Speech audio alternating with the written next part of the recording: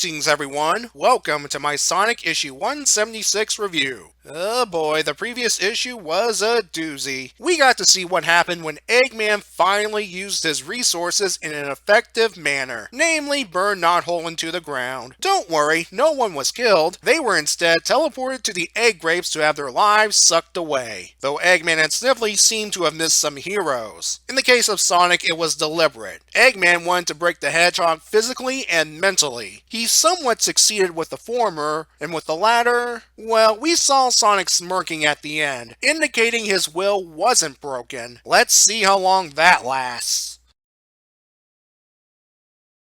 Sonic and Tails return to the remains of Freedom HQ.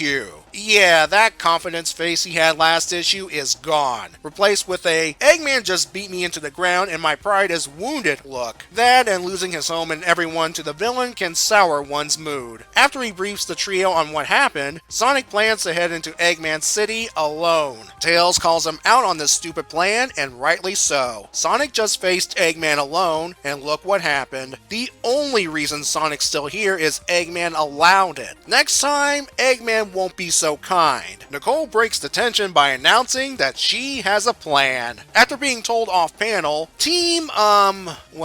I'll call them Team Sega, proceed towards Eggman City thanks to Tails patching a flying saucer together. The team, minus Sonic, he's still mopey, easily blows past the Badniks. That's because Eggman and Sniffly are busy gloating to everyone. He tells the Freedom Fighters, Chaotix, Royal Family, and criminals, you suck, and I'll use your life energy to power my city. Eggman chooses Charmy as his first victim, and I'll give him this much, he's defiant to the end. Team Sega bursts into the egg vineyard, only to find Eggman's begun draining Charmy. Sonic goes after him while Amy and Knuckles break everyone out, and Tails plugs Nicole into an access port. Eggman is surprised Sonic's spirit wasn't broken. As I said last time, Eggman made the typical villain mistake of letting the hero go thinking they're too defeated to try anything, only for it to bite them in the rear later on. I do like how Eggman calls out Sniffly for missing Tails, Knuckles, and Amy. After Dr. Quack confirms that Charmy is stable, Sally and her mighty pointy finger rallies everyone so they can escape. Nicole's done what she can here and will finish preparations back home.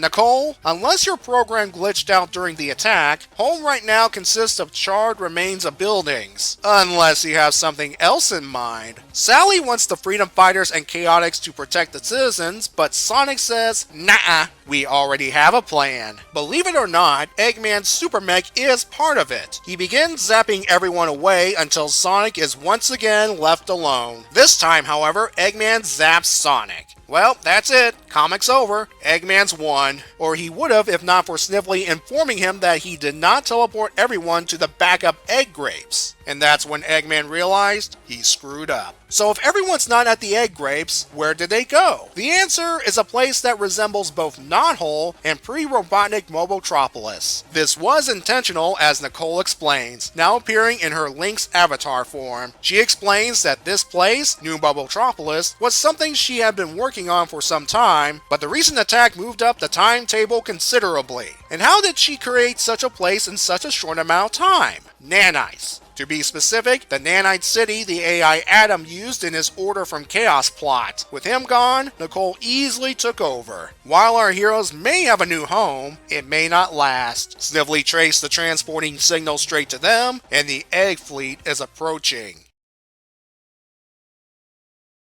I've read somewhere that for this arc, Sega gave the okay for Sonic to lose, only for him to immediately bounce back within an issue or two. And we're starting to see that bounce back. At least it gives Eggman time to savor this victory before it comes crashing down. Literally in this case. He might not have broken Sonic's spirit, but it was wounded. Not helped with Tails noting the flaw in Sonic's rescue plan. While Tails has a point, and understandably upset given the circumstances, I think there's something more going on. But that's something for another time. As to why 3 members of Team Sega were spared the teleporting beam, yeah, Sniffly missed, but I believe part of the reason is they have their Sega plot armor set on maximum that day. Unfortunately, Charmy's plot armor is in need of a tune-up. Physically, he looks fine. However, Well, I'll save that for next time. Our heroes got a new home in the form of New Mobiletropolis, courtesy of Nicole. She said she's been working on it for some time. I think this project was diverting her attention somewhat, given how she didn't pick up the Egg Fleet and Eggman compromising her systems last issue. Advanced AI or not, programs can run slow with too many things going on. The new city once again utilizes ideas from past issues. In this case, the Nanite City from issues 152 and the aforementioned Order from Chaos two-parter as a place for good after the AI Adam tried to use it for evil. The question is, did Nicole plan for the Nanite City to become what would be New Mobiletropolis, or something else if Knothole remained intact? Was it intended and ultimately became a fallback point for everyone? Who could say? Once again, we are presented with Nicole's Link's avatar form, which is possible now thanks to the city's holoprojectors. For most of our characters, this is the first time they've seen her like this, as far as we know. But Sonic and Sally are excited to see this form again, the former first seeing her like this in the digital realm a few issues ago, and the latter in person in the story Stargazing, the one good thing to come out of Sonic 151.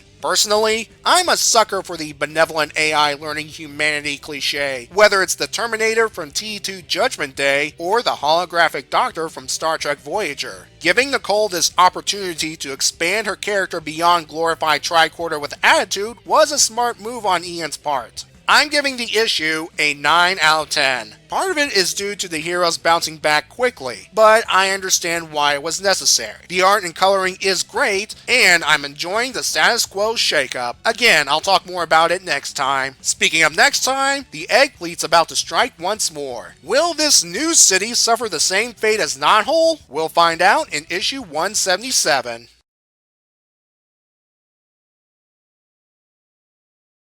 It's amazing that Nicole's handheld survived Freedom HQ's collapse. Alternate Future Rotor must have used Nintendium during construction.